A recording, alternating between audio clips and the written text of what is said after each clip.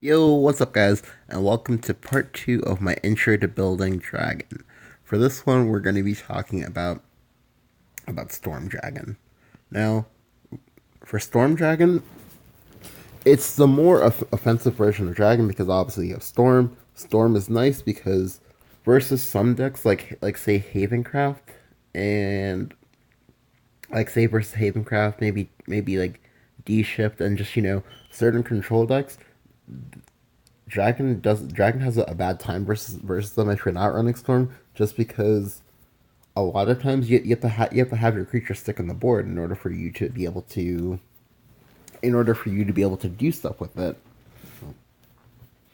And those decks deny that. However, the Storm package allows you to go over that, so to speak. It also allows you to threaten a higher amount of damage if anything sticks on board.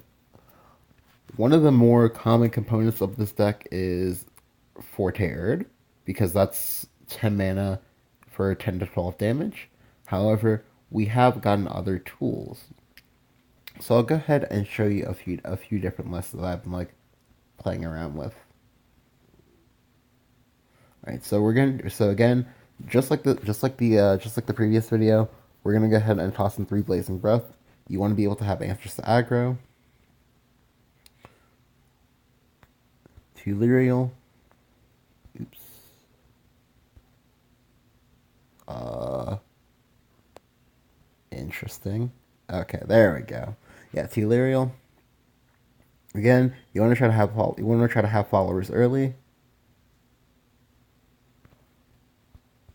3 Oracle, 3 Dragon Summoner. Now here, you could go ahead and you can actually add in 1 to 2 Dragonite Fists.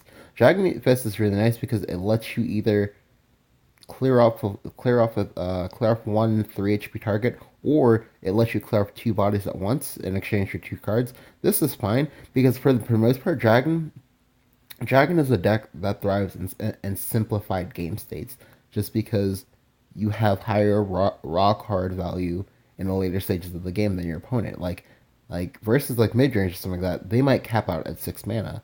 Like six, the options they have at 6 mana dwarf in comparison to the options that they can have at 10 mana. But yeah, and so this is fine. You don't really mind the discard because you see a lot of cards in this deck, and you can go ahead and keep up in overall card value. We're gonna go ahead and add in 3 Grimnir.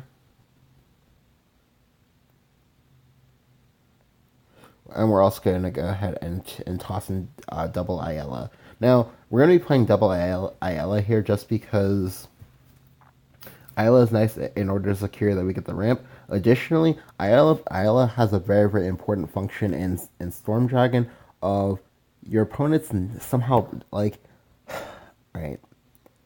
People don't understand when you have to kill Ayala.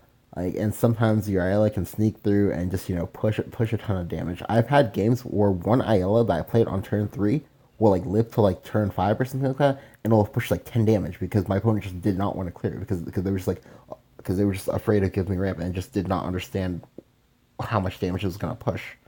Like to put it into perspective for you, if an Ayala hits twice, that's that's comparable to the base damage of a Forte, or it's like saying that I got to hit you with a Grimnir. That's pretty crazy. If you hit once and then you also get to evolve it, that's 6 damage. 6 damage is 2 Aura procs.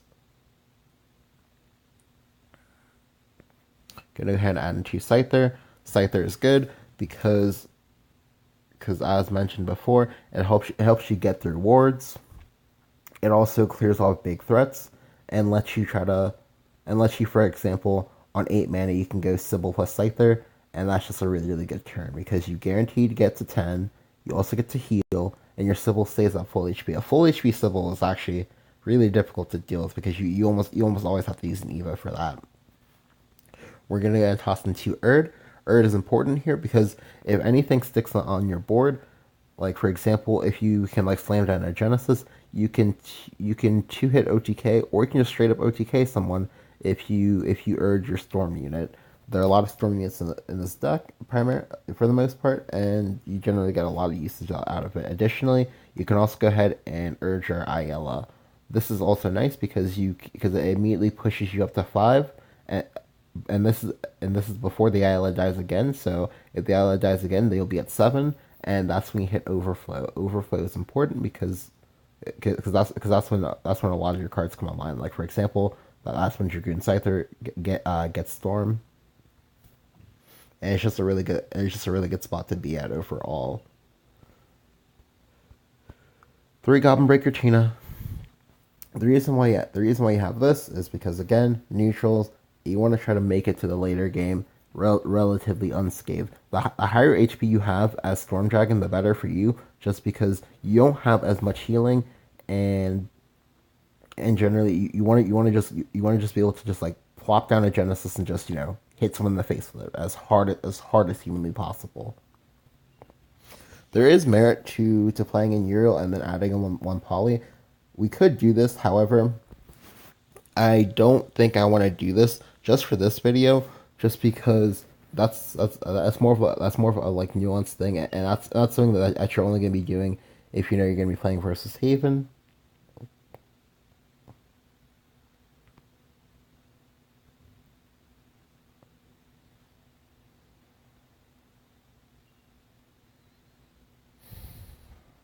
Um, 3 Sybil's core. It helps you at the later stages. It helps you not be dead, and yeah, it just really strong overall card. 3 Fervor. Fervor helps you keep up on cards. Helps you keep up on card draw.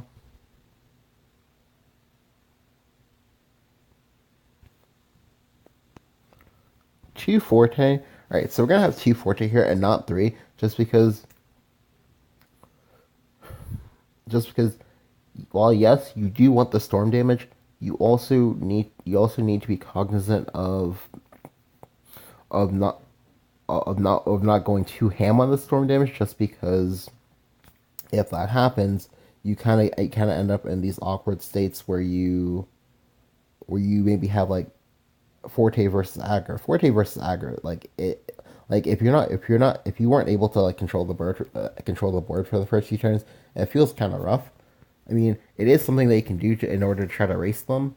However, you generally do not want to go for that option if you can avoid it.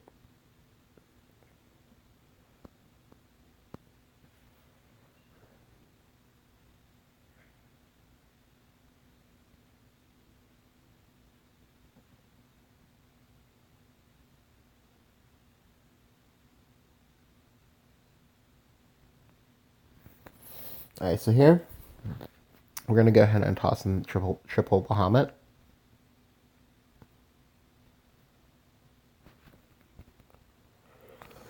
All right, so Bahamut is still good even in Storm Dragon, just because it's a solid answer for after you get to 10, and also threatens it also threatens comparative damage to if you had been able to go, say, Forte Erd or Genesis into Forte. So it's really strong for that. And now we're down to three slots left. So one consideration is Genesis Dragon, the other is Zeus. Now Genesis Dragon versus Zeus has been a long going debate, and for the most part, it really is player preference and what you expect. Like for example, if you expect to be versus Haven, then yes, you should go ahead and play Genesis Dragon because Genesis Dragon has more raw damage. However, if you expect to be versus say something like Sword or maybe Force, then Zeus is better because Zeus provides a giant ward and artificially inflates your health by 10. For this building session, I'm just gonna go ahead and throw in Zeus. I'm also gonna throw in one Genesis. Now here I'm at 39 cards, so now this is the part where you start looking at what you might be able to what you might be able to trim from your deck, and what else you might need to add.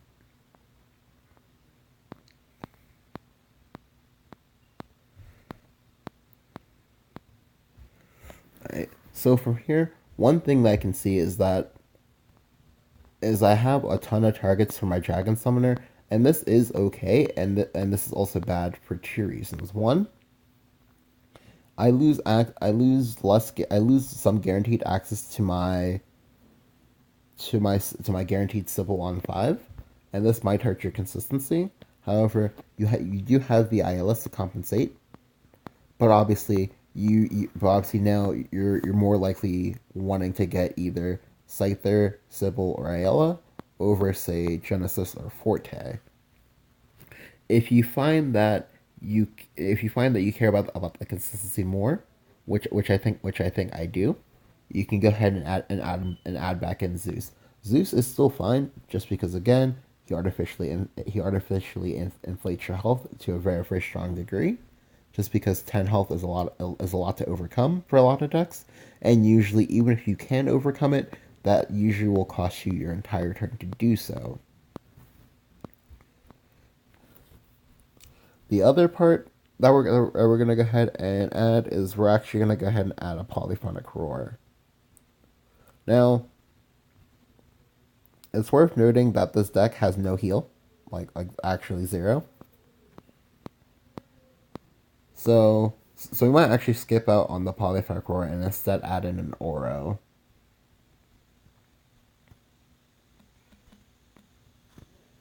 Oro is nice in the sense that yes, he's guaranteed heal. Additionally, versus certain decks, if you're able to fight through the early and mid game, then when Oro comes down and your opponent doesn't have resource support, then Oro can just kind of solo people, such as like Sword. Like versus Sword, they usually need about maybe 1 to 2 creatures per turn, and it's usually token based. So if you can Oro snipe their best target, and then they have to like spend part of their next turn clearing it, then you just get a lot of traction going there because you're gonna be healing for a lot over time, provided that you have enough removals in hand in order to be given the luxury of replaying Aura every single turn. What else?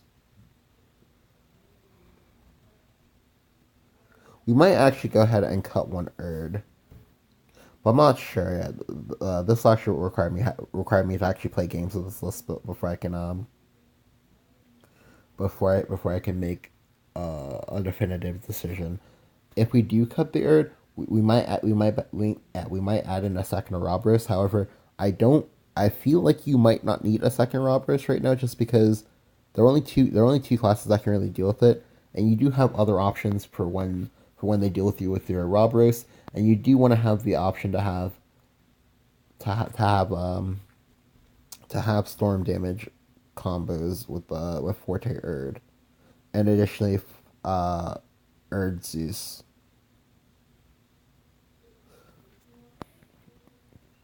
But yeah, so let's go ahead and take a look at the finished product.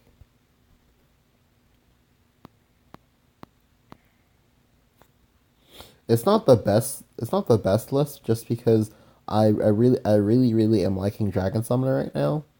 So I felt the need to include it in this list as well. You can cut it from this list, and if you do, then you should definitely add in third Lyriel, add in third Ayala, and then maybe add in second Oro.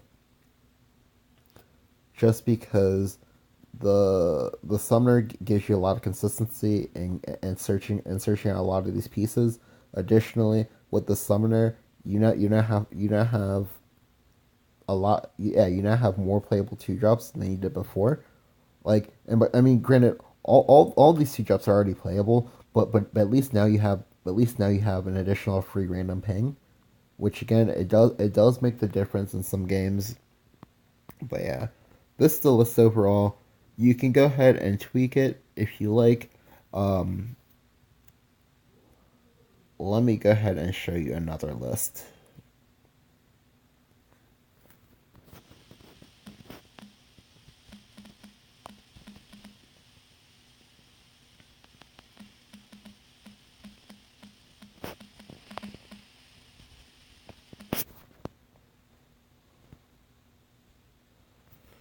Okay.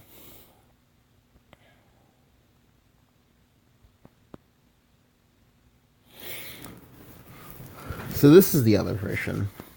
Again, 3 Blazing Breath. We've already talked about this. 2 Lyrial. Oh my god, what was going on with this deck builder?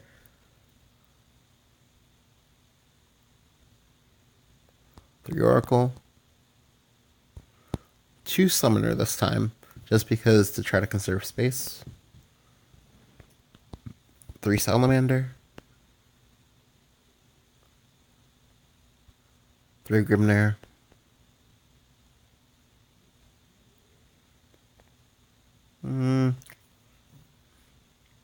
We'll come back to Ayala.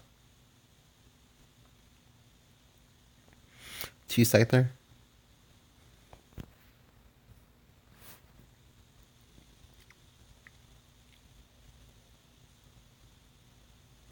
We'll also come back to Erd if need be. For the most part, with Erd, you want to have at least two really good targets with it.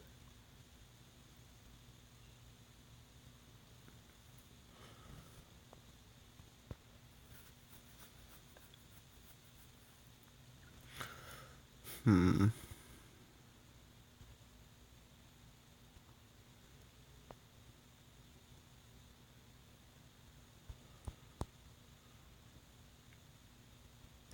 Three Sybil. 3 Fervor.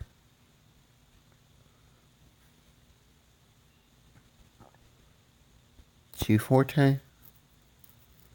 Again, the Forte is for the most part personal preference. You don't have to run Forte if you don't have it / can't craft it. However, Forte, especially if you're especially if you're just getting into Dragoncraft, is probably better of a choice to pick versus say crafting like extra like Zeus or extra like Genesis. You do use Genesis a lot as well. However, for Forte, you also have the additional option of being able to play Forte and aggro, and that's really good for being able to stretch your vials. Right now, for this list, you're also gonna be playing Sahagwil. Now, the reason why I play Sahagwil is because some games versus certain classes, they might not let you safely get to a point where you can go ahead and play out storm units. So you want to try to like bully them out of the game, and this is sort of like a halfway point for the deck. 2 Conflagration. 2 Oro. 2 Israfel.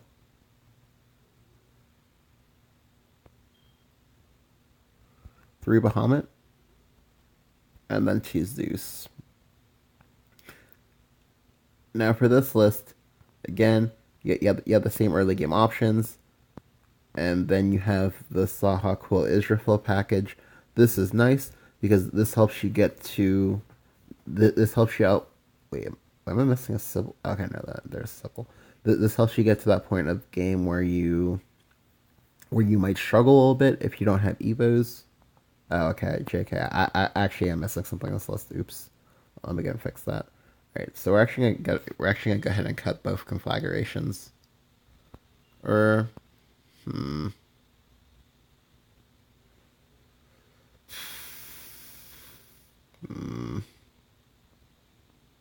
because I really don't want to cut the conflags, but I also really don't want to cut the. And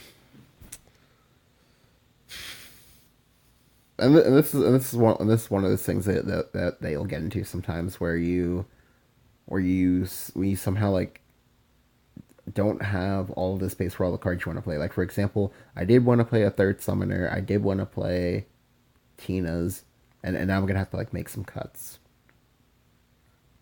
So I think I'm gonna go ahead and cut.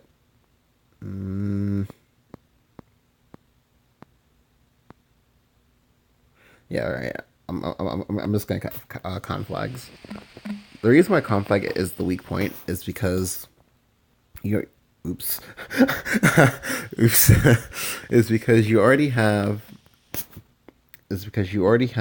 the Saha Israfel package, and that's nice because it lets you stretch evos.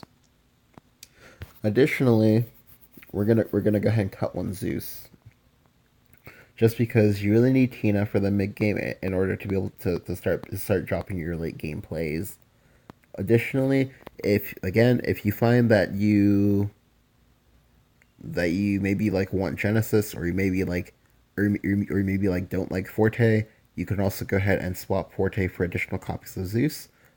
The additional copies of Zeus is okay. I would probably try to keep at least one, but you can go ahead and throw in a second one. Or sorry, yeah, you can go ahead and keep one, or you can go ahead and cut both. If you cut both, I think I would only add in a second Zeus, and then maybe just add in a third copy of anything else. Like, for example, I would probably, in this case, for this list, I would either add in a copy of Erd, or I would add in a copy of Dragon Summoner. Additionally, another possible include is an addition of Olivia. But yeah, for this list, you just if it's if it's like a regular deck, then you just go ahead. Or if it's a non-aggressive deck, then you go ahead and you ramp, and then you just go ahead and just ram Fortes, and then Zeus down their throat. If they're a mid-range deck, then you go ahead and you play to the board. Use stuff like Goblin Breaker Tina to go ahead and break up board states, and then you just overwhelm them with the Sahawkville into Israfil, into Oro, into Storm units, and then they eventually just crumble. So I'll go ahead and save this one too.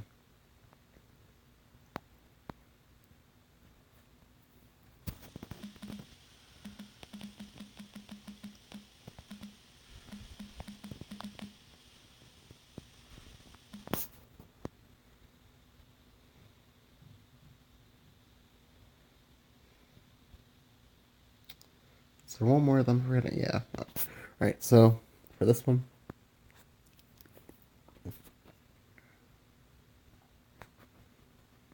3 Blazing,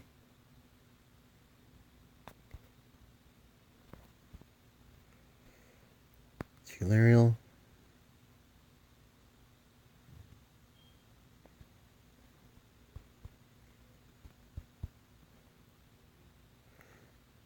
3 Summoner,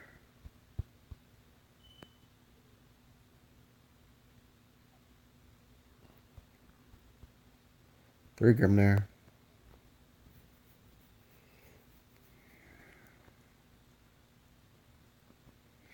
you can do one Ayala.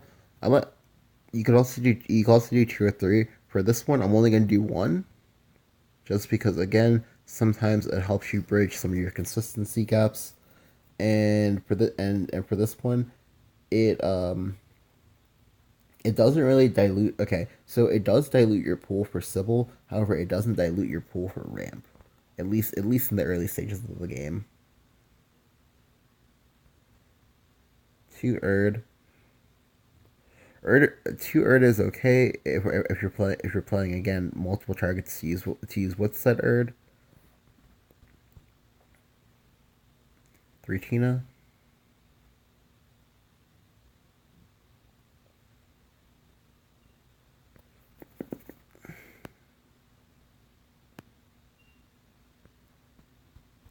3 Sybil. Did I skip her? Okay, no, I didn't.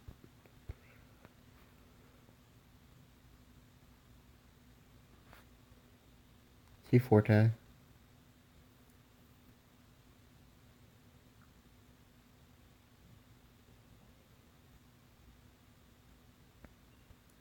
2 Oro. Additionally, if you find that you're not facing as much Haven or Rune, you can actually go ahead and go down to 1 Oro, provided you provided you understand that you might not always get it from Dragon Summoner. However, most times there's still a strong chance for you to get it.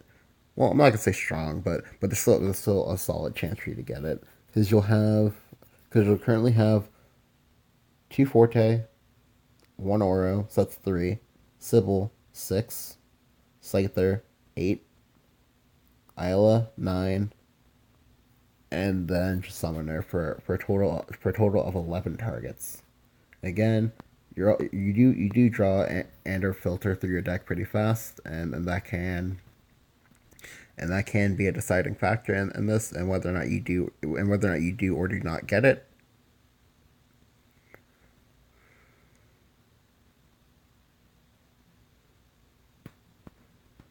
For this one,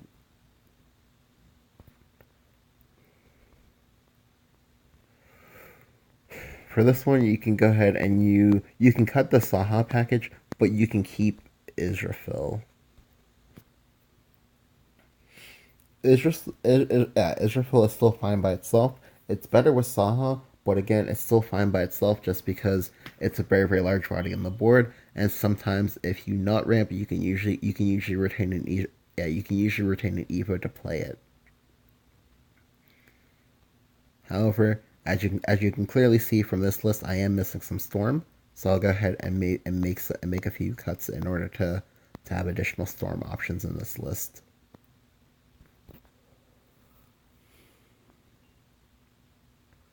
We're gonna go ahead and we're gonna cut one Erd, and we're gonna and cut one Ayala. Just this way, we have additional Storm units. Again, you want to try to minimize the amount of not Sybil targets for the early game, just because Sybil is how you win. If you see Aura or you see Forte, that might not be enough to win. Provide if you like don't already have good ramp. So we're just gonna head and add in double Zeus. Yeah, for this list, did I have 3 for that? I can only have 2. Okay, yeah, for this list, it's more or less the same as the first two. However, with the Israfil, you get a little bit of a halfway point, and you don't like make your deck slower by playing Saha Quail. This list is fine because you have a little bit of sustain, you have a lot of storm damage, and you just have a lot of like ambient damage overall that like builds up. Like for example, each time Oro comes out, and it comes out on a relatively clear board, that's 3 damage. Each time Israfil attacks, that's 2 damage. Each time you play Grimnir, that's 4. And then you also have Erd Forte for another potentially 10 plus damage. But yeah, these are all the lists. I hope you guys enjoyed. There will be a part 3, and for this one, I'll probably be talking about Drudge Ramp, which is its own separate thing. Well, so it's not entirely its own separate thing, but I'm just gonna treat it as its own separate thing for the contents of this video, or for the contents of that video. Anyway, hope you guys enjoyed. Leave a like if you did. Go ahead and let me know what you think of Storm Dragon and how you would build it down in the comments below. And I'll catch you guys next time. Peace.